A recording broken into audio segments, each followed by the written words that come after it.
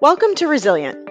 I'm Lori Lorenzo, Deloitte's Research and Insights Director for our Chief Legal Officer program, and co-host of the Resilient Chief Legal Officer track. The Resilient podcast is focused on stories of leaders who share their work and life experiences and how those experiences have impacted their personal and professional purpose.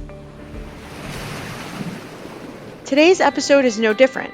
In this episode, Julia Simon, Chief Legal Officer and Corporate Secretary, Chief Diversity Officer, and Senior Privacy Officer at Mary Kay Inc., talks about how she built a successful career and a resilient mindset.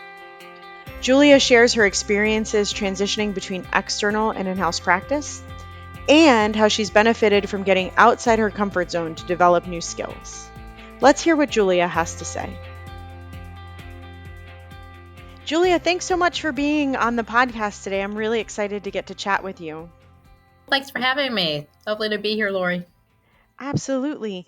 So, Julia, you are currently the General Counsel, Chief Legal Officer at Mary Kay, but I think I want to start our conversation a bit earlier than that. So, I always love to hear the story that shaped General Counsel. Who were you as a child? What were your major influences? What was it like to be little Julia Simon?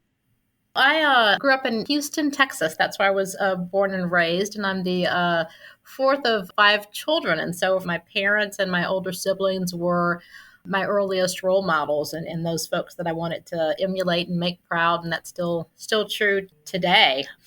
You know, one of the things that's interesting about having grown up in Houston, I was born in 1967, and sort of people sometimes forget about just how recent history was made, So for me, the Civil Rights Act was passed in 1964, just 3 years before I was born.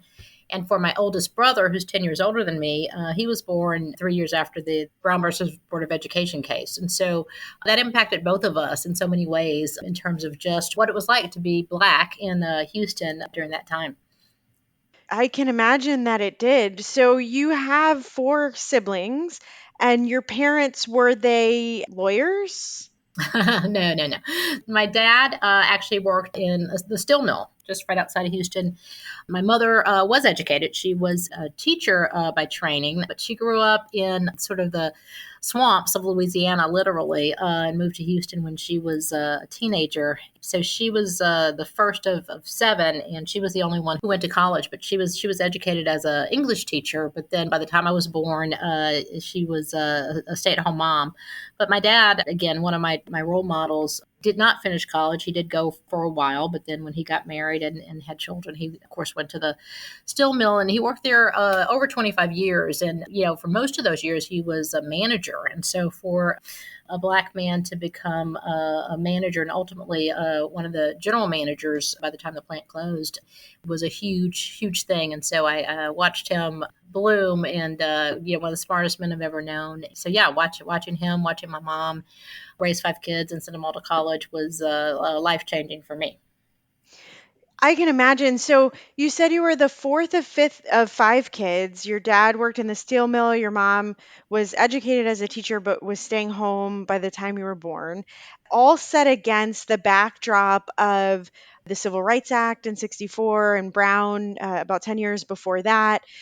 What did your parents tell you when you woke up in the morning and you went into fairly recently desegregated schools, or your dad was climbing the ladder into that manager role, and I'm sure there were some days that were just really tough at work?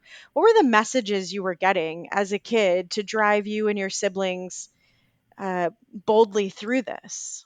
Basically, what they told us and what I took away from what they demonstrated and said was that no one's better than you, and you're not better than anyone else. And that sticks with me to this day, because what they meant and how they clarified it was, you have talents and skills. In any room, you can hold your own, and you don't let other people influence how you feel about yourself. If you show up and you are your best, you show up and you do your best and you work hard, no one can ever take any of that away from you. So you don't have to feel inferior because others have a problem with you. You just worry about how you feel about yourself. I carry this to this day. I know when I walk into a room and I'm the only woman. I know when I walk into the room when I'm the only Black person, but it doesn't have the impact of making me feel inferior. It just makes me feel, oh wow, this is cool. I'm the only woman in here. I must be awesome. That's how it's impacted me in terms of how they raised us and those words they shared. Yeah, I like that framing, right? Like I got the golden ticket into this room where I'm the only one. Did young elementary school, middle school, high school Julia know she wanted to be a lawyer?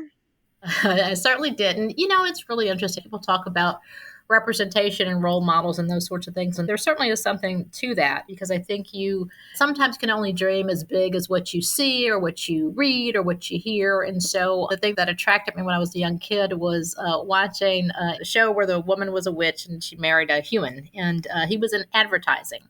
And so I just thought it was the coolest thing as I watched this show, these different campaigns he would have to come up with. And I thought, that's something I could do. That sounds like a really fun thing to do someday.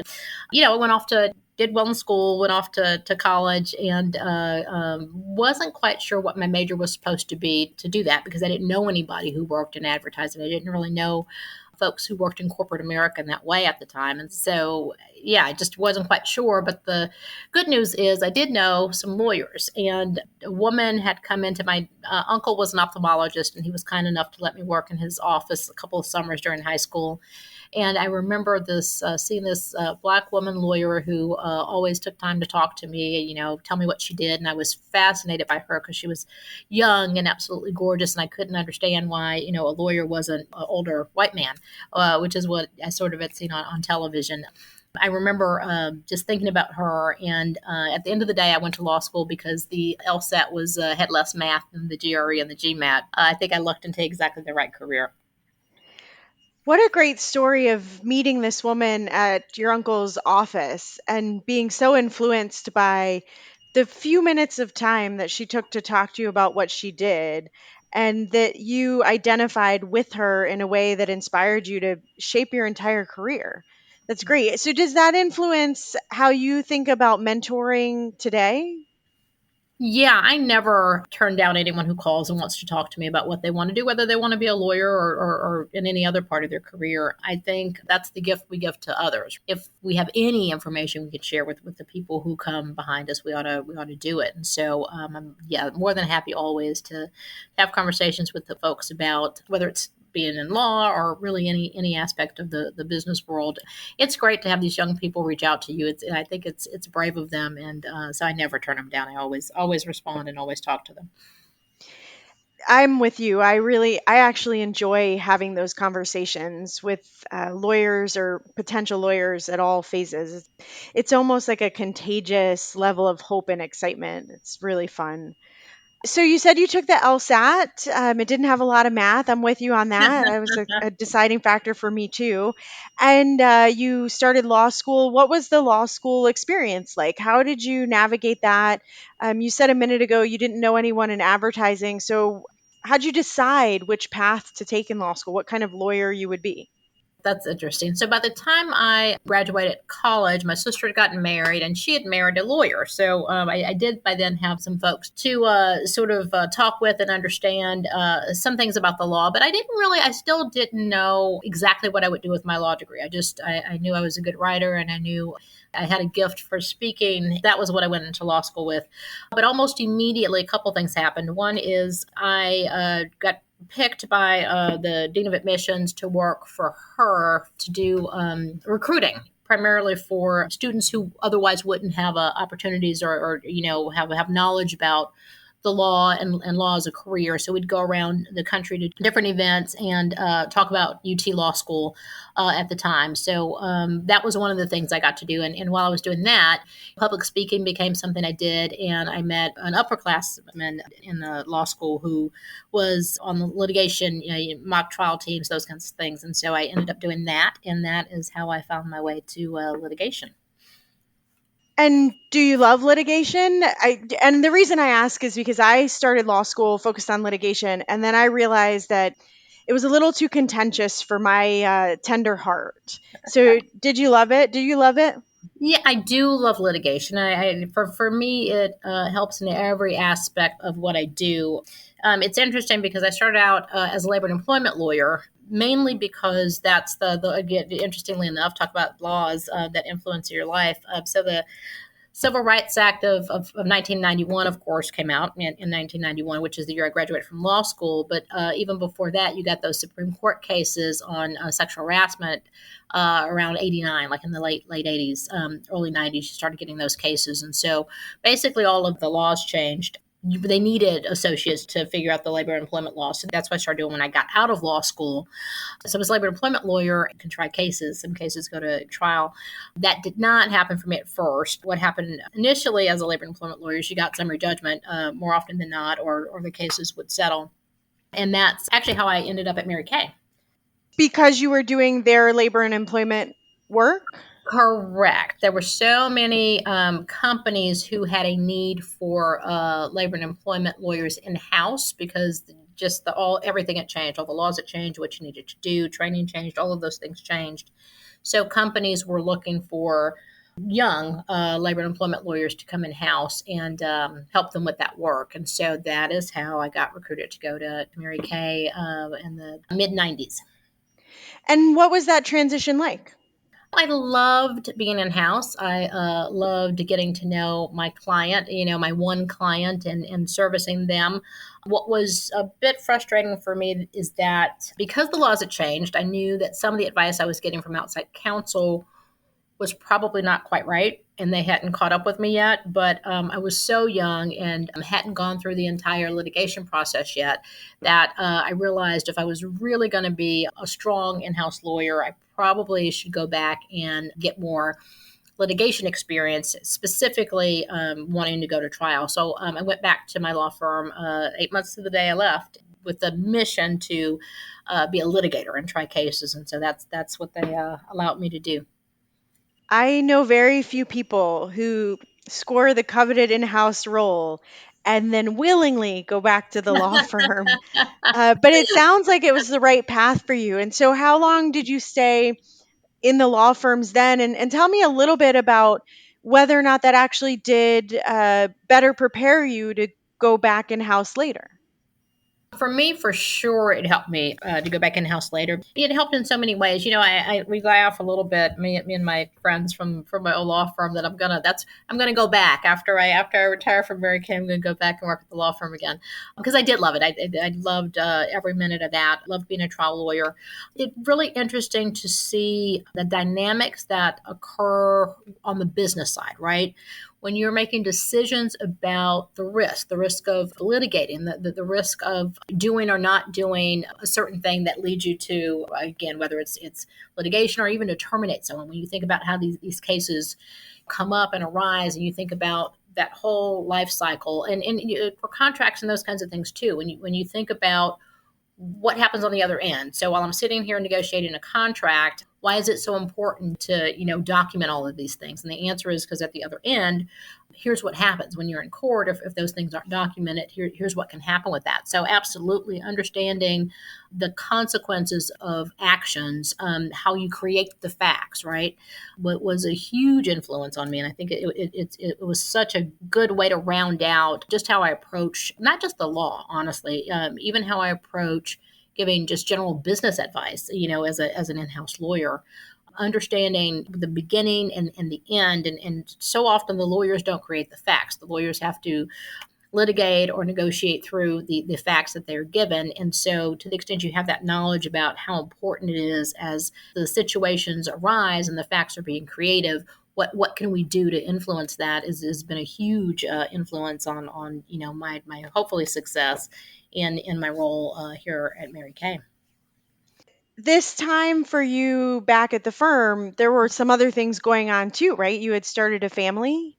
I did. It's interesting because my first law firm actually was in New Orleans, believe it or not. I started my law career in New Orleans, and I clerked for them a couple of summers, but I got married. Marriage moved me to Dallas back in 93.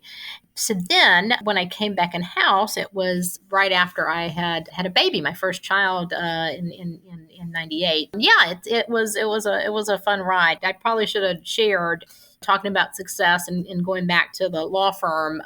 I made partner. What's interesting about that to me is I don't think I knew I was up for partner the year that I was elected a partner.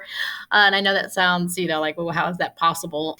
because I think they told me I was going to lose a year because I'd left and come to Mary Kay and come back to the law firm. But what happened was I was so much better as an associate in handling my clients because I understood so much better how anything I asked for could send a whole department into a swirl back at a company. So all of my clients, I understood suddenly, oh, I can make this whole thing easier for you. I'm not going to just hand you this document request. I'm not just going to hand you these interrogatories. I'm going to set up some time so we can talk about how it's going to be easy for you to give us that information. I'm going to set up some time to better prepare witnesses, those kinds of things. Fact finding, everything became easier because I understood the impact on the in-house side when I was back at the law firm. And so I really do credit all of that with, just providing really good client service. I got to work with a lot of different partners because I was searching for anybody who might go to trial. And so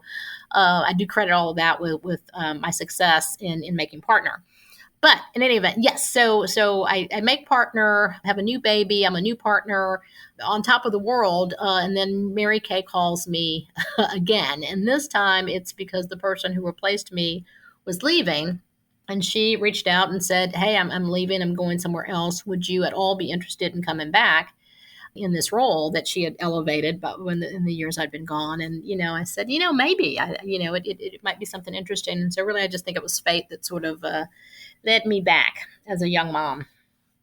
Yeah, I just want to pause for a second in your story and turn to something that you said. So, having gone into Mary Kay and then come back to the firm on the track to partnership, the experience of being in house and understanding the impact of client service of your law firm provider, and that the way the law firm provider handles the relationship, the giving of advice, the request for various documents or tasks, really has maybe a bigger effect on the in-house counsel than the law firm lawyer might know. Can we maybe, if any of our listeners are associates at law firms and really wondering how to up their game with respect to client service, do you have a couple things that you could say to just think about or work on that make a big difference for you today? It's a great question. So, one of the things I tell others is what I realized is being in house for that time period is my job wasn't to make the partner happy. Now, I know everybody's going to go, what do you mean a job's not to make the partner happy? My job was to make the client happy. And if I made the client happy, the partner was going to be happy. And so that one switch in just thinking was huge for me understanding. And so then the question becomes, okay, well, how do you make the client happy? And the answer is, how do I add value to this client? How do I make sure I'm making this easy for the client? Litigation is already something they don't want to do. It's an extra thing on their plate. And so thinking through what's the easiest way for me to help get what I need from them without causing them, without causing much disruption for them. And the only way you can do that is if you really talk to your partner, your partners. And by partners now, I mean the your contacts in house. Your in house contacts, the business people who you need to talk to, and talk to them and say, hey, here's what we've got going on. What would be easiest for you? Would you like me to do X or would you like me to do Y? And just really have a conversation with them, because even that just makes it a delightful experience versus sort of, oftentimes if it's litigation, it's fear. If it's a transactional thing, it's you're asking me for documents. How are you going to make this easy for me? It's just that the time we're taking from those in-house people is huge, and the more we can make their lives easier and think about it in that way, even just showing that we appreciate that we're disrupting them, and how we can help make that easier for them is huge. It's just huge. And to this day, I can tell you, my whole team would tell you that. Yeah, it is easy to forget that the people on the other side of an email or the recipient of a document is a human that's dealing with their own life and emotions and challenges at any given moment. So I think that's great advice. It's almost like a walk in their shoes advice. Well, just remember, if your contact is another lawyer, even that lawyer has got more duties than just this case, right? And so it's just thinking about this is just one thing of the many things this person has to do all day is huge, in addition to, their lives and those sorts of things. I agree with that. Yeah. Okay, so we're at the part of the story where you've made partner, you have a young family, you get the phone call that says there's an opportunity at Mary Kay. Will you come back? And you agreed to do that. So was the second transition easier, harder, more exciting, less exciting than the first? It was an interesting time at Mary Kay. We had some management changes at the top, so it resulted in me constantly taking on new things. So, I came back initially to do labor and employment and a few other things, and then almost immediately the person who did the litigation left, and so I took that on as well, and that's when I started managing people. So that was the first time I had direct reports, which was months after I come back. So suddenly I start getting direct reports. And so, in addition to being a lawyer and managing my clients, I now also became a leader, helping others to do this, which is in house a little different than it was for me at the law firm where I was a senior associate and then a partner. Here, it was really me having to strategize and craft the work, who gets what, and those sorts of things. So it was the first time I got to do that. That was fun, and that was interesting. And so that continued. Obviously, I got promoted to vice president pretty relatively quickly within about 3 years, and so I was deputy general counsel for many years before I became general counsel, and all of that had with it just additional responsibilities. I got to do global work. I got to do. I got to travel and see other countries and understand laws in different parts of the world. I got to understand the business better. In my role today, I view myself more as a strategist, really, than even, or at least as much as a lawyer. It's fun to help make sure my client is successful, is growing, is making money. And the analogy I use with my team is that we're like the offensive line. And I intentionally say offensive line versus defensive line. And so, whether you're a soccer player, whether you're a football player, meaning American football player, when you think about the offensive line, what they do is they got to be a part of the play, right? They got to understand how the play works. And then what they do is clear the path for the person to score, right? That's the goal of it. And so when you think about what our in-house legal team does, it is clearing the path so that you're not going to hit a bump that you didn't expect. You're not going to get blocked in trying to reach your goal, which for us is to sell great products. So that's how I look at it. Yeah, I like that framing as an offensive line. Let me stop you for a minute because we're at the point in the career where the kids are maybe elementary school age. You are taking on more and more responsibility in house. The company said there had been at some point a leadership change. Of course, at every company, there's this desire to grow, the need to stay ethical and compliant. And in a business like Mary Kay's, right, it's a regulated business. Yep. What was hard, and how did you get through that hard thing?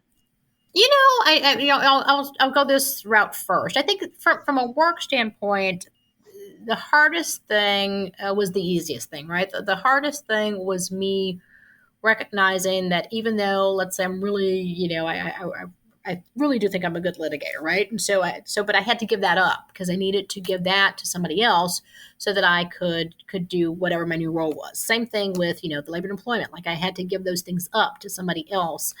So I wasn't doing it personally day to day. I had to give that to some other folks to do it, and they did a brilliant job. So the hardest thing really for me from a career standpoint was letting go of those things that I love doing so that I can contribute in different ways and find new things that I enjoy doing. But in the process, we it's people look at working mothers and they go, how did you do all of it? And then the answer is I didn't. I didn't do all of it. So I believe in the power of the village. I believe for me, what was so great is my kids, the parents at the school. My kids went to private school. That community rallied around me and my kids. I was fortunate enough to, from a childcare standpoint, not many people had the luxury that I did of a family member basically becoming the nanny and watching the kids when they were really young. So that saved me both when that that was when I was making partner, right? I had somebody there helping me so I could work those hours I needed to work back then. Sometimes we don't want to ask for help. Sometimes we don't want anybody to know you can't do it all. And I was just so thankful to this circle of women, primarily who many of them had given up very successful careers and were now primarily working from home with the kids. And they were all like, Julia, we need you to keep your job. We need you to be this role model so they can see there are all these different choices. And so it was amazing to watch them look out for me and say, okay, we know you can't make it to this today. We've got your kid. We will handle this. Hey, reminding me, don't forget signups, for soccer or whatever. And so I was very appreciative of that village. And I just don't know how anybody does it without that kind of camaraderie with your friends. And I thank them to this day for, making sure I could be free to do what I could do at work because I had so many people supporting me and me being willing to accept the help. I was okay not doing Yeah. it. No, one of the jokes I tell everybody all the time is, I had a mentor who always made a point to make her kids a birthday cake. And so I thought maybe I would have to do that. And then I realized, no, like just you don't need to make that cake. That baby has no idea. You spent all the time making this cake. You could have bought it from the store. So that's Yeah. one of the things, we've just got to figure out what's important to us, to our kids and our family. We don't have to meet some standard that somebody else sets for us. Yeah, so I want to unpack a few things you said. So much good stuff in there. So first, I do see this as a very common mistake in the transition to a general counsel or chief legal officer role for those who are first time in the role, and that is holding on to or being more deeply involved in the area of law in which you are the expert, right? So the litigation, if you're a litigator. Yep. And I think your recognition that you have to give those things up to really blossom or maximize your contribution in the new role is worth saying out loud, because it's as humans we want to do the thing that feels safe and comfortable, and if we've been practicing in an area for a couple decades, clearly that's safe and comfortable, we know we're good at that. It is a maybe a risk. It's definitely a scary thing to say, no, I'm going to let someone else handle that. And I'm going to learn a new thing and be good at a new thing. So I appreciate that you shared that. It is hard, but it's important. You can't grow unless you give some things up to make room for what you the way you want to grow.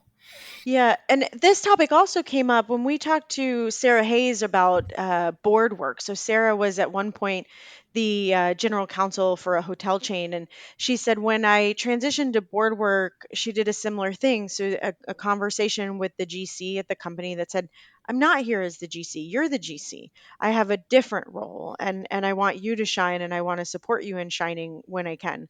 So I think it's just a great lesson in leadership to mentor those, but give somebody else the opportunity to be good at that thing. The other thing I love that you said was the village around raising kids. I'm a big fan of the village because I have 6 kids, and without the village, Wow. I don't know if any of us would have survived. Wow. So I really love that, and I love the notion that your village came together to say, hey, it takes you working in your role and us doing what we're doing, and all of the people kind of finding a place to be valuable and helpful to each other. It's a great story. So how old are your kids now? Oh man, 19 and 20, almost 24, 23, a couple months shy of 24. So you're in the college years. How's that going? Well, one's a college graduate, so and then yeah, the second one's just finishing up his freshman year in college. So, it's I am okay with the empty nest. So let me just start there. What's so great about technology is your kids really don't go away from you. You can FaceTime them, you can call them, you can text them. It's great. The thing I tell people is what I miss most, and this is really true. High school sports. My son played, he was a 3-letter athlete every year, and so I miss the track meets that I complained about so much. I miss I miss I the can see Wednesday night basketball games. Yeah. I can see that. I do love that. My kids play sports at different levels, and it is a lot of fun. Yeah. So tell me what it's like to be the head of the legal function for Mary Kay. So Mary Kay's a privately held company. Tell me what it's like to work there now. What do you love about it? What's on the horizon for the company in terms of what you're looking out for? Tell me about it. Yeah, I'm happy to. People who know me well, and you can even hear a little bit from my backstory. I moved around a little bit by my first 5 years or so of practicing law, and I would go back and forth to the same place. But still, I was not afraid to move and take a risk, and so that I'm still here at Mary Kay, 22 years now. After the second time I came here, it's interesting just because I get bored easily, and you would think I'd left and gone somewhere else. And I think what keeps me here is I really do believe in what the company does. The idea of a woman in 1963, Mary Kay Ash, who founded the company in 1963, a middle aged woman literally starts a company in 1963.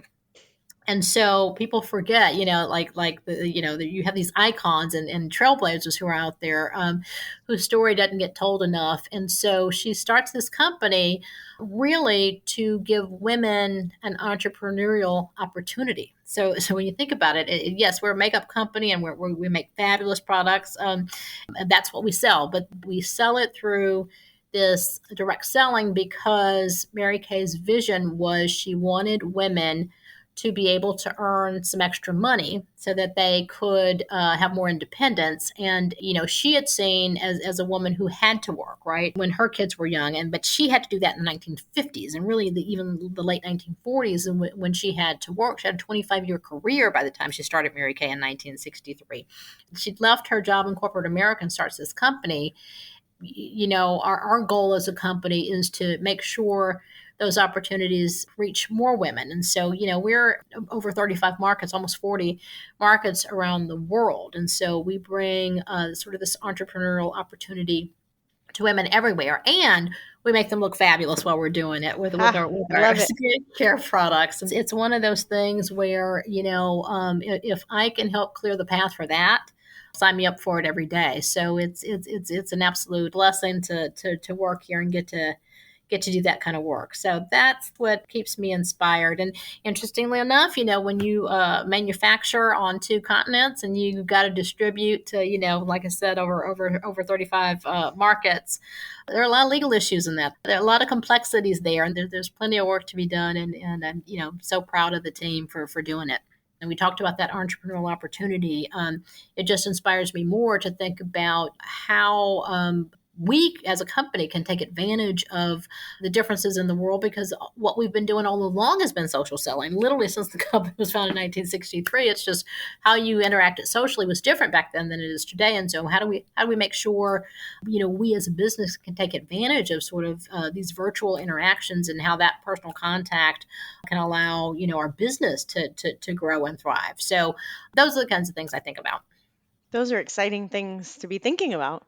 Yes, Yeah. and I should throw in. I also have our sustainability program that reports up through legal now as a part of corporate social responsibilities reported to legal for years. But so we've added the sustainability piece with the ESGs and all of those sorts of things. And so that's another thing that excites me, is we can really talk about. We already have so many of the ESG sustainability goals from the UN that we have been doing for years. And now we get to put it together and talk about it in a new, different way. And so that's all pretty exciting too. Yeah, we are seeing that a number of general counsel or legal functions are taking on, if they hadn't already, the sustainability, the kind of eco-friendly, all of those areas of responsibility. And Yeah, I think it's good. I think the lawyers are a good place to put that responsibility, in my opinion. I think it's yeah, great. I agree. Tell me what you do for fun. What makes you happy? Oh, so many things. Well, yeah, I'm planning a vacation with my daughter. My oldest, that's the almost 24-year-old. She is doing Teach for America. She graduated from college, and she decided to She wants to save the world. That's one of the things she wants to do, and so she's doing Teach for America for a couple of years. And so, as her teacher appreciation gift is how we're going to describe it. I am Nice. laughing and using air quotes as I say it. We're going to go on vacation in a few weeks. I'm excited about that. I'm excited about my son, who after his first year of college, is getting a job and working for the summer, and I like the hustle, and so I'm proud of that. That's fun, enjoying life. I'm the go Mavs tonight, so having fun doing that. And yeah, life is good. No complaints. There's absolutely no reason to complain. Fantastic. Well, Julia, it has been so nice talking to you today. I appreciate you sharing your story with me, telling me all the highs and lows of a fabulous career. So thank you. Absolutely. Thanks for having me. Julia, it's been truly inspirational to hear how your early life experiences have shaped your mindset and career. I really enjoyed learning about what drove your success and how that's increased your influence at an organization where women and diversity are primary focus. Your leadership role at Mary Kay across legal, board, privacy, and DEI is a testament to how you're incredibly effective while remaining true to your personal purpose. You've demonstrated that the potential to achieve great things is so much higher when we accept help from others and hold hope and optimism for the future. We've covered a lot on today's episode. If you want to know more about the Chief Legal Officer's role and many perspectives across legal leadership, visit us on Deloitte.com and search Chief Legal Officer. Want to hear from other legal leaders on this podcast? What can we bring you next? Please share your feedback. We really want to hear from you about topics and leaders of interest. Hit me up on LinkedIn or Twitter to share your ideas. For more insights from many iconic and resilient leaders, just go to Deloitte.com/US/resilient. Until next time, stay safe and remain resilient.